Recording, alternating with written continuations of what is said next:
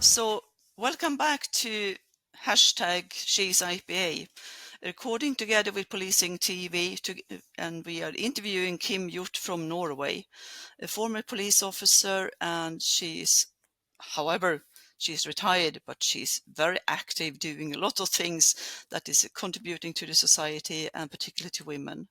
But I would like to move from a little bit about your work and ask you, Kim. I know that you're an IPA member, and I would like to know when you joined, why you joined, and if you somehow been connected to the IPA, not only to pay your membership.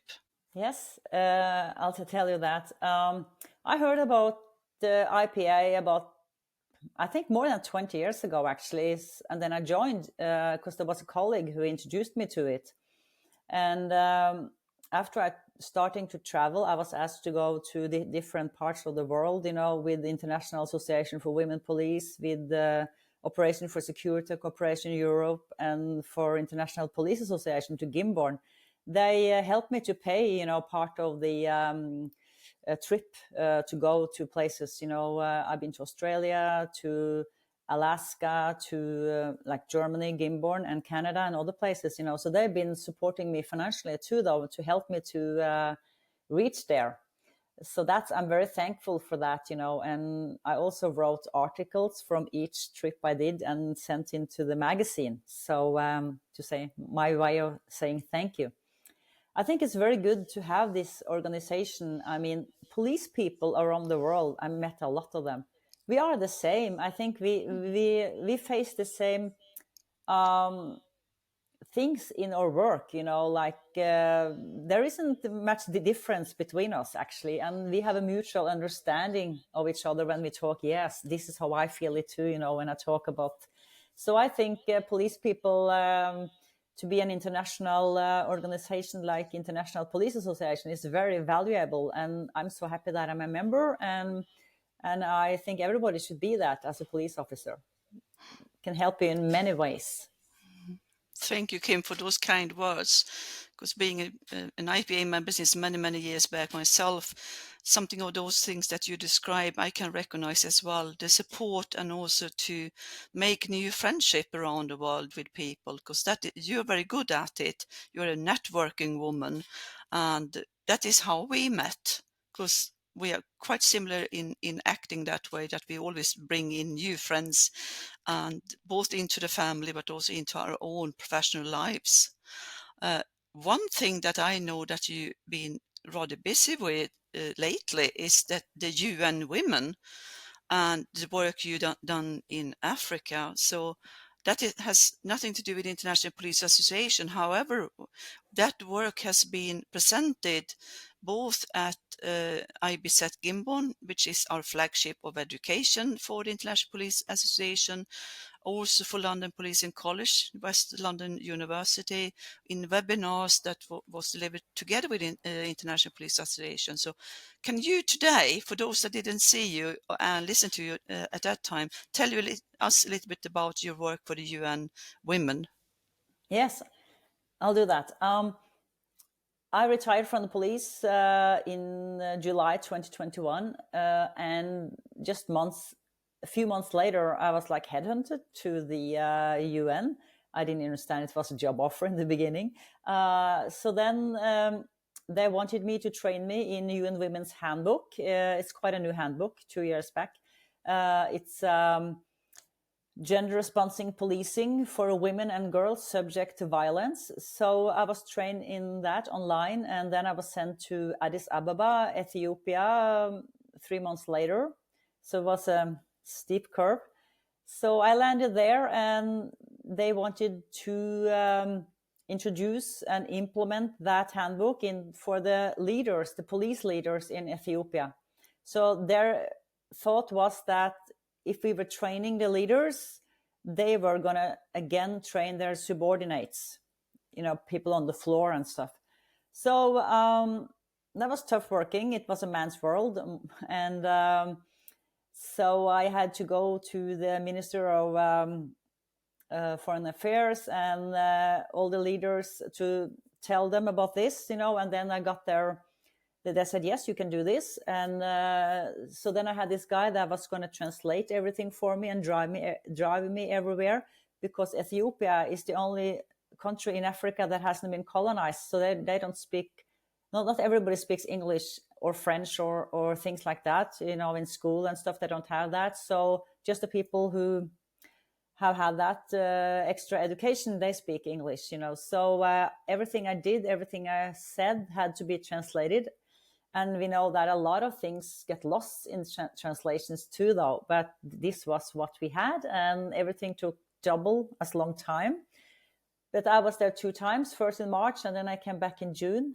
And I also said to them when we were having workshop that I wanted the first responders, like the people who worked at the desk that met the people, the women when they came, to report, violence and rape and stuff like that. I said, I want them to come too, to the workshop and to learn, because we had 1 week, we had a week that we called training of the trainers. So I was training the trainers, so they were going to train their subordinates.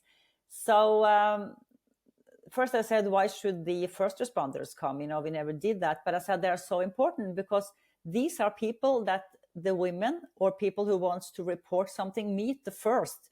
And it's so important how you greet people, how you speak to people. I mean, they first meet with police. If that's not nice, maybe they turn around and go back. They don't want to report what has happened. I said, be nice, talk nice to people, give them a water bottle, be a good teammate with them. Don't judge people, prejudge them before they even have started. So actually, I got to my will, like they said, yes, you can do that. So I brought them with too, and they loved it, And I was making a gap analysis from 2 police stations, so one in the bush, in the village, and one in town, and see what they needed. So what I saw, there were a lot of things they needed, but we had to do something that didn't cost a lot of money. So almost every police station, they have this room where there were these long benches where people were sitting beside each other. If they were arrested and handcuffs, they sat on the bench. And if you were coming to report something, you sat in the same room on the same bench. And I mean, if you were unlucky, you could happen to sit beside your perpetrator. So I said to the leaders, we have to do something with that. We have to do so the women have their separate entrance, and they also brought a lot of kids with them because they didn't have anybody to look after their kids. So actually I made the difference though, that the women got their own entrance. So that's a baby step, but you have to start somewhere. So I think all in all, it was a successful project there. And UN Women, they have picked out 21 countries in Africa and some in the Middle East. And I think I might go to Middle East later because I also speak Arabic. So yeah. The first time, and you called me on when you just returned back to. I can do that. That was in Norway. I was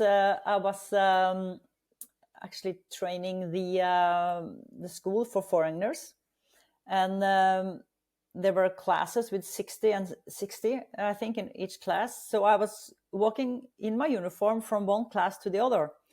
And these 2 young men, they spoke Arabic together. And I think they were convinced, she's blonde, she probably don't speak English or nothing, So they spoke in Arabic and they were talking about my private parts on my body. And I turned around and I said in Arabic, "Are you talking about my body? That's not very good, not polite at all." And the guy who did it, he was just blushing, dark red, And everybody came then to listen to this blonde police lady who spoke Arabic with these guys. And he said, "Why do you speak Arabic? You're blonde." And I said, "So you think that intelligence stays in the head? In the hair?" And he thought a little bit for a moment and he said, "Yes." And I said, "I'm sorry to tell you," because he was bald. And I said, "You don't have any hair, so you have a problem then. If you're going to be in my class, you have to step up and be quiet." And he was so angry with me. And I said, "But you don't have to be here." And then they get paid for each hour. So they want to be there. And I said, "If you don't want to be here, I make sure that you won't get paid either." So he came though, and he sat like this, really angry. And I told extra delightful then about democracy, equal rights, all the laws, and everybody has come freely to Norway. And I said, you have to follow our laws then. And Norway can be the best country for you to live in the world. You have, like, we pay for you now and you get an education, but we want you to have your own job and support your own family, but you can also have the worst life if you just pick on our democracy and find fault and failures, with our country. Then you should find another place to live. So I spoke really like openly, and the headmaster of the school said, can you work here like permanent, because nobody speak as freely as you? And I said, no, I want to be a police, but I can come here and teach, So yeah, that was kind of interesting. Yeah. And I understand when you came to Africa that it must have been more or less the same kind of reaction when a blonde woman from the north show up, tall and slim as you are as well, and you got all this knowledge that you bring to them. And I'm sure about that when they think about you today, they are very proud about having you as the teacher. And that is partly one of the reasons why the International Police Association awarded you last year, because all this kind of work that no one else actually has been so willing to do, and also to fighting for it in the way you've done. And what's interesting now, Kim, is that you just released a book, the book about your police heart and what you did. Can you tell us a little bit about the book and what to expect from it if we would be able to read Norwegian as it is of today? Yes, thank you. It's released on the 26th of January in Norwegian first, and I'm working with them, the company, to translate it into English, because I said I have a bigger network, English-speaking network. So I hope they really do that soon. Like I told you in the beginning, when I started to work, all the stories, all the people that I met that had like a really hard life, some of the kids and the families, they were like third or fourth generation with drugs and alcohol, and nobody asks to be born into a family like that. Nobody asks what kind of parents they're going to have. I saw some of the kids, they had this heavy load or backpack that had to carry before they even starting to walk. Some of the kids I talked to, they've been into 18 different foster cares, into orphanages, like it's so unfair, because you have been pulled up by a route each time you try starting to feel safe. They told me all these stories, and a lot of them I can have been so happy to help them. I'm so happy for that, because I still have contact with them, and a lot of them have got better life. But what is a good life? It's different for everybody. So I started 30 years ago to write down the stories, because I was thinking then in the 19th, somebody needs to hear about this, because this is a part of the society that a few people only see, like the police and other people. So now I've been writing it into a book that I call The Police Heart, because I wanted the people that I work with to see that I had a heart that was under my bulletproof vest, under my uniform. You can still, even if you are the authority, you can be kind. It's the way you talk to people, the voice, the tone you use. I have lots of stories there from all the places I worked, and I can tell you one little thing though.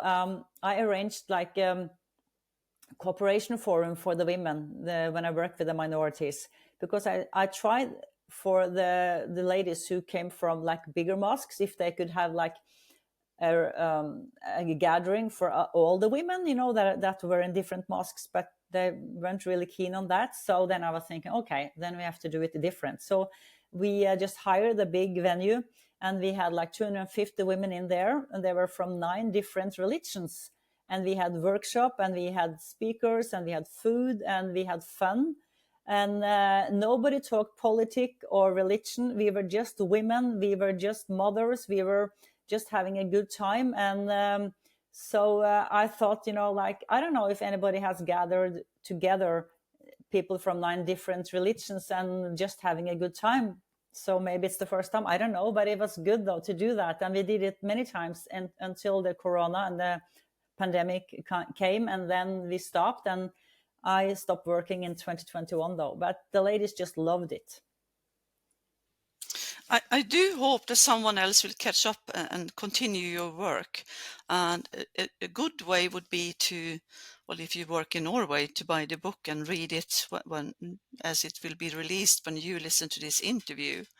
And I do hope, Kim, that your book will be translated in English very soon, because with these stories that you are sharing with us today, I'm sure that a lot of people would like to read more about you and also what you've done as the first woman of the world to deliver protection opportunities and also empowering women and girls that are kind of lost in their new country.